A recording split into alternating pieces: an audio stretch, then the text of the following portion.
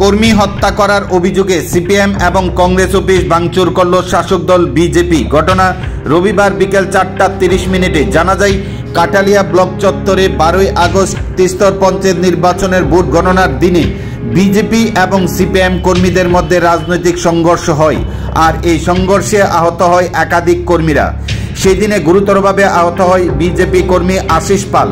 দীর্ঘদিন আগরতলা জিবিপি হাসপাতালে চিকিৎসাধীন থাকার পর রবিবার ভোর রাতে মৃত্যুর কোলে ঢলে পড়ে ভারতীয় জনতা পার্টির কর্মী আশিস পাল।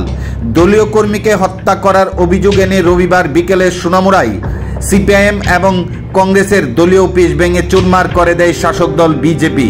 এই দিনে দলীয় কর্মীদের নিয়ন্ত্রণ করতে মাঠে নামেন প্রাক্তন কেন্দ্রীয় মন্ত্রী প্রতিমা ভৌমিক এবং বিধায়ক বিন্দু দেবনাথ সহ সিপাহীজলা জেলার দক্ষিণাংশের বিজেপি সভাপতি দেবাব্রত ভট্টাচার্য সহ অন্যান্যরা। বর্তমানে অগ্নিগর্ভ পরিস্থিতি গোটা সোনামুড়া মহকুমা জুড়ে।